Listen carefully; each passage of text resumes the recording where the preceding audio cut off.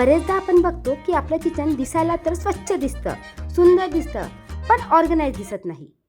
तर याचं कारण कधी शोधलं आहे का? बरेचदा आपण किचनमधले जे कॅबिनेट्स आहे, मीन्स कपाट उघडले की डब्बे वेगवेगळे असतात, काही छोटे असतात तर काही मोठे. या व्यतिरिक्त बरेचदा काय होतं की किचन व्यवस्थित ठेवलेलं असून सुद्धा आपल्याला एखादी वस्तू वेळेवर मिळत नाही. तर असं तुमच्यासोबत देखील होतं का?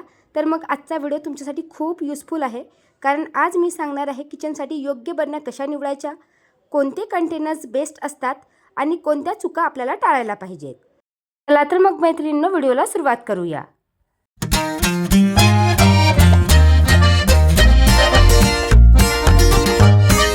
आपल्या किचनसाठी कुठलेही डबे विकत घेताना आपल्या बायकांचा पहिला प्रश्न असतो की ते डबे ट्रान्सपरंट घ्यायचे की काचेचे घ्यायचे, स्टीलचे घ्यायचे की प्लास्टिकचे घ्यायचे. तर मी माझं फर्स्ट प्रिफरन्स देणार आहे.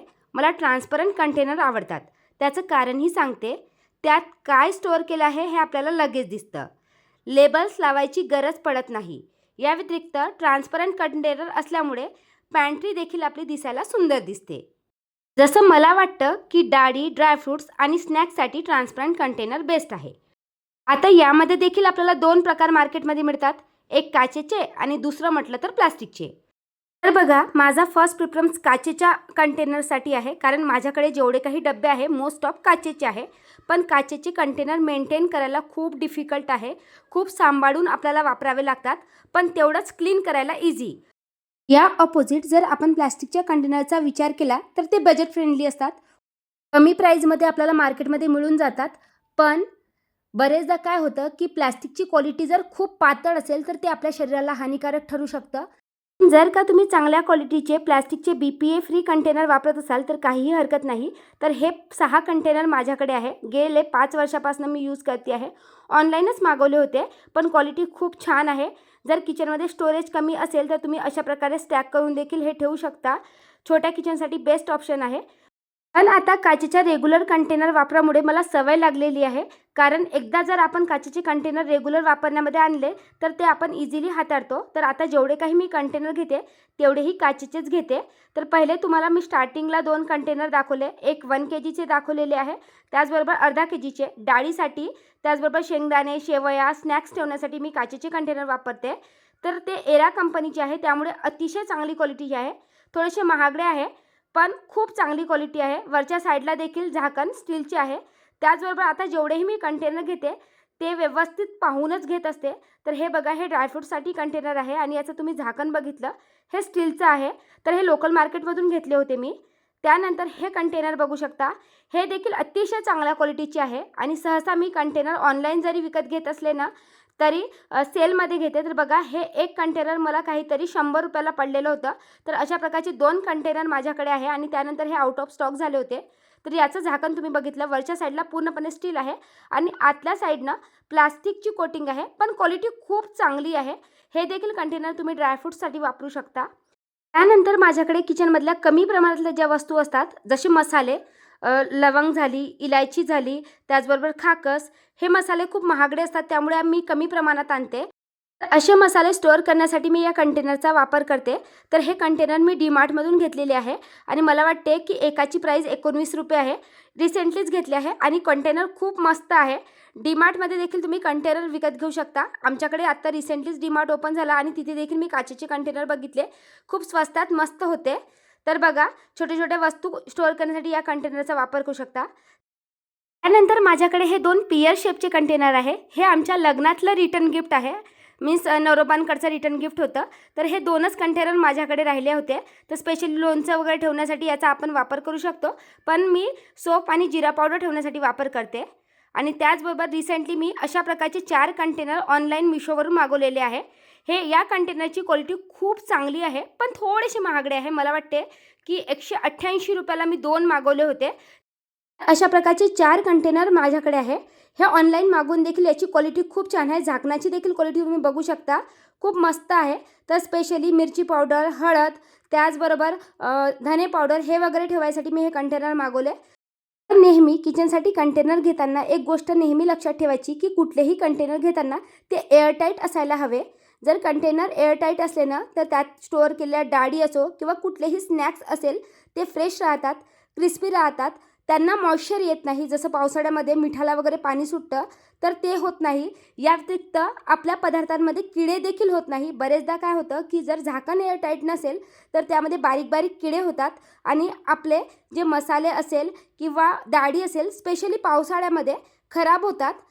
त्यामुळे तुम्ही कुठलेही कंटेनर्स किचनसाठी विकत घेत असाल, आता बरेच जण काचेचे कंटेनर मेंटेन करू शकत नाही, बरेच जणांना स्टीलचे कंटेनर आवडतात किंवा बरेच जणांना प्लास्टिकचे कंटेनर आवडतात.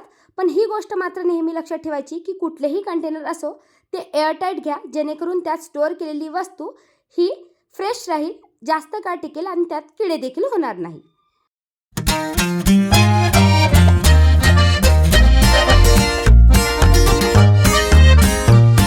त्यानंतर आपल्या किचनसाठी कुठलेही डबे विकत घेताना साईज कसा निवडायचा. जसं बरेचदा आपण ही एक कॉमन मिस्टेक करतो, ऑनलाईन कंटेनर विकत घेतो, ऑर्डर करतो, पण आपल्या किचनची किंवा कॅबिनेटची साईज न चेक करता आपण हे करतो. त्यामुळे ऑनलाईन कंटेनर विकत घ्या तुम्ही, किंवा जर ऑफलाईन जरी विकत घेत असेल तर आपल्या कॅबिनेटची हाईट किती आहे, त्याचबरोबर आपल्या शेल्फची डेप्थ किती आहे, आपल्याला किती क्वांटिटीमध्ये स्टोरेजची गरज आहे, त्यानुसार आपल्याला कंटेनर्स विकत घ्यायचे आहे. जसं मी महिन्याचा जेव्हा किराणा भरते ना, तर मला माहिती आहे की मला 1 kgचे कंटेनर सर्वात जास्त गरजेचे आहे. तर आता सध्या माझ्या पॅन्ट्रीमधले 2 कप्पे रिकामेच आहे, कारण एका वेळेस हे सगळे कंटेनर घेणं पॉसिबल होत नाही. तर एरा कंपनीचे 1 kgचे जे कंटेनर मी स्टार्टिंगला तुमच्यासोबत व्हिडिओमध्ये दाखवले, तर ते पुन्हा मला 12 बोलवायचे आहे. तर हळूहळू जेव्हा सेलमध्ये प्राईस त्याचा 700 किंवा 600 असतो ना, तेव्हा मी ऑर्डर करत असते. तर ते खूप चांगले कंटेनर वाटले, व्यवस्थित त्याचा साईज देखील आहे आणि चौकोनी असल्यामुळे एकमेकांना चिपकवून देखील तुम्ही पॅन्ट्रीमध्ये किंवा तुम्हाला कुठल्याही खाण्यामध्ये स्टोअर करायचं असेल, कप्प्यामध्ये स्टोअर करायचं असेल तर तुम्ही इझिली स्टोअर करू शकता, जागा वेस्ट होत नाही. व्यतिरिक्त कंटेनर सेम प्रकारचे, त्याचबरोबर त्याचे झाकण देखील सेम प्रकारचे असेल तर तुम्ही कुठल्याही जागेवर ते स्टोअर कराल तर कमी जागेत स्टोअर होईल, दिसायलाही तुमची किचन नीट अँड क्लीन दिसेल. नाहीतर बरेचदा काय होतं की आपण वेगवेगळे कंटेनर्स घेतले तर जरी कंटेनर छान असेल, तुम्ही किचन स्वच्छ ठेवत असेल तरी ते दिसायला नीटनेटकं दिसत नाही. बघा, या बरण्यांचा डब्यांचा वापर करून मी माझं पॅन्ट्री युनिट अशा प्रकारे ऑर्गनाईज केलेलं आहे. दरवाजाच्या साईडला जे काही कप्पे आहेत त्यामध्ये मी छोटे छोटे कंटेनर्स ऑर्गनाईज करण्याचा प्रयत्न केला आहे आणि जे आतल्या साईडला मोठमोठे कप्पे आहेत त्यामध्ये मी 1 kgचे कंटेनर ठेवलेले आहे. सध्या तरी अशा प्रकारे मी माझी पॅन्ट्री ऑर्गनाईज केलेली आहे. दिसायला अतिशय सुंदर दिसत आहे. तुम्हाला कशी वाटली माझी पॅन्ट्री हे देखील मला कमेंट करून नक्की सांगा.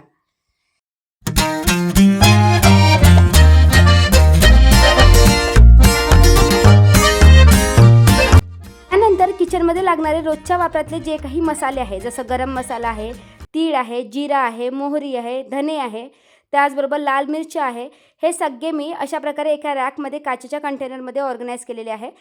घर ट्रान्सपरंट असल्यामुळे दिसायला छान दिसत आहे आणि हे खूप जुने कंटेनर आहे. काचेची क्वालिटी देखील छान आहे. फक्त अशा प्रकारचे जे मेटलचे झाकण असतात ना, ते बरेचदा काही वर्षानंतर खराब होतात, त्यामुळे याला मी घरीच पेंट करून घेतलं. तुम्ही वाटेल तर मार्केटमध्ये हे झाकण देखील विकत मिळतात, तर ते देखील विकत घेऊ शकता, नाहीतर घरी देखील त्यांना पेंट करून मेंटेन करू शकता. जसं मेटलचे कंटेनर असतात किंवा टीनचे कंटेनर असतात, ते बरेचदा पेंट खराब झाल्यामुळे खराब होतात, तर त्यांना आपण इझिली घरी पेंट करू शकतो. त्यानंतर फ्रीजसाठी हे काही कंटेनर आहे. जसं पहिलं कंटेनर बघितलं काचेचं, ते मी चटण्या स्टोअर करण्यासाठी वापरते आणि दुसरे जे सिरॅमिकचे कंटेनर आहे त्यामध्ये मी स्प्राऊट वगैरे स्टोअर करते. त्याचबरोबर रिसेंटली मी हे मिशोवरून कंटेनर मागवले. 406 रुपयाला 6 मिळाले. क्वालिटी बघू शकता, एक नंबर आहे. जशी व्हिडिओमध्ये तुम्हाला क्वालिटी दिसत आहे ना, तशीच क्वालिटी आहे.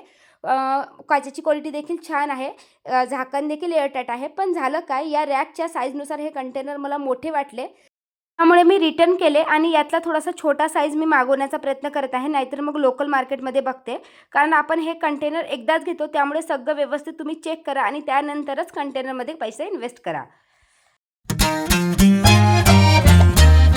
आजकाल ना रोजची चहा साखर ठेवायसाठी देखील मार्केटमध्ये सुंदर सुंदर कंटेनर मिळतात.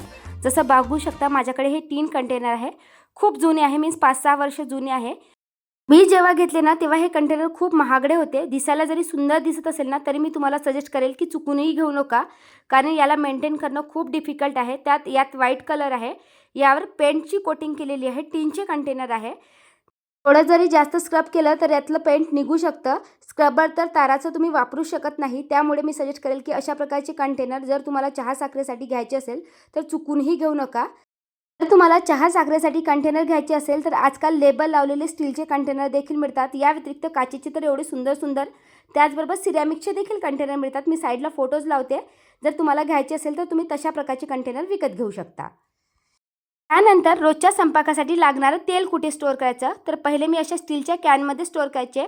त्यानंतर मी काचेच्या बॉटल घेतल्या होत्या. मी तुम्हाला साईडला फोटो लावते. त्याचा जो नोक असेल ना, तो खूप पातळ होता. तेल टाकायला खूप प्रॉब्लेम होता आणि कालांतराने त्या तुटल्या. पण रिसेंटलीच मीन्स 3-4 महिने झाले हे कंटेनर, मी काचेचं कंटेनर वापरत आहे. बघा, मी खूप विचार करून हे काचेचं कंटेनर घेतलं. खालच्या साईडला सिलिकॉन लीड दिलेली आहे. कधी आपण काचेचं भांडं रोजच्या वापरामध्ये जोरामध्ये ठेवून देतो, आपटून देतो. मग अशा वेळेस खालचा बेस फुटू शकतो. त्यामुळे याच्या खालच्या साईडला सिलिकॉन बेस दिलेला आहे. तो आपण इझिली रिमूव्ह करू शकतो. या बॉटलचे जे झाकण आहे ते देखील इझिली ओपन होतं. वरचं काच देखील इझिली ओपन होतं आणि काचेचं तुम्ही तोंड बघू शकता. खूप मोठं असल्यामुळे आतल्या साईडला आपण इझिली क्लीन करू शकतो. त्यामुळे ही काचेची बॉटल मला बेस्ट वाटली. रोजचं तेल टाकणं देखील खूप इझी आहे. तुम्हाला यामध्ये फनेलची गरज पडणार नाही.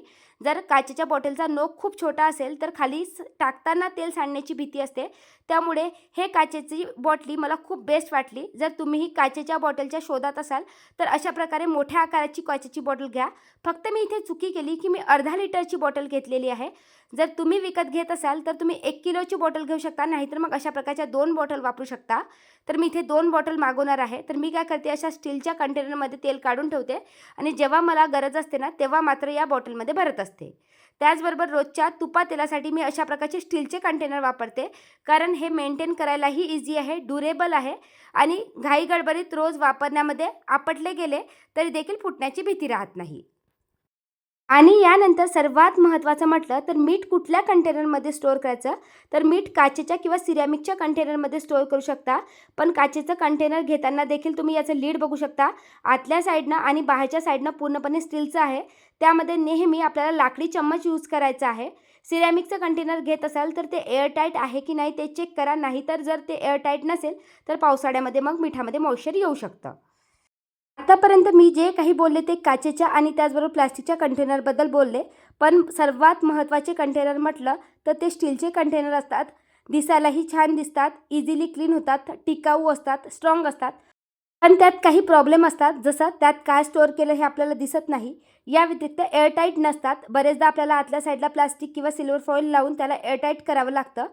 पण जास्त क्वांटिटीचे पदार्थ स्टोअर करण्यासाठी तुम्ही त्याचा वापर करू शकता. जसं मी तांदूळ, त्याचबरोबर कणिक, साखर, बेसन आणि जे काही उरलेले पदार्थ असतात, पिठं वगैरे स्टोअर करण्यासाठी मी या स्टीलच्या डब्याचा वापर करते. कारण जर या डब्यांसाठी जर आपण मोठमोठे प्लास्टिकचे किंवा काचेचे कंटेनर घेतले तर ते मेंटेन करणं किंवा हाताळणं खूप डिफिकल्ट आहे. त्यामुळे अशा वस्तू स्टोअर करण्यासाठी मी तुम्हाला सजेस्ट करेल की तुम्ही देखील स्टीलचेच डब्बे वापरा. आणि शेवटी घरातले लोणचं कुठे स्टोअर करायचे, तर त्यासाठी बेस्ट सिरॅमिक आणि काचेचे कंटेनर आहे.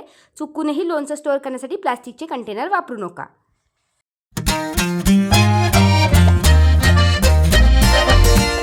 तर मैत्रिणींनो, तुम्हालाही तुमच्या किचनला नेहमी क्लीन अँड नीटनेटकं ठेवायचं असेल तर कंटेनर व्यवस्थित निवडणे हे खूप गरजेचे आहे. त्याचा साईज, त्याचबरोबर ते काचेचे की प्लास्टिकचे हे तर तुम्हाला या व्हिडिओवरून कळलंच असेल. बघा, काचेच्या कंटेनरमधून वस्तू किती व्यवस्थित दिसायला छान दिसत आहे, कुठली वस्तू कुठे स्टोअर केलेली आहे ते देखील दिसत आहे. आणि सेम साईजचे जर कंटेनर विकत घेतले तर किचन देखील दिसायला छान दिसते. चला तर मग व्हिडिओ इथेच एंड करते. आशा करते की आजचा व्हिडिओ देखील तुम्हाला युजफुल वाटला असेल. व्हिडिओ आवडला असेल तर नेहमीप्रमाणे लाईक करा, हाईप करा आणि तुम्हाला हा व्हिडिओ कसा वाटला कमेंट करून नक्की सांगा. चला तर भेटूया अशाच एका नवीन व्हिडिओमध्ये. तोपर्यंत बाय बाय.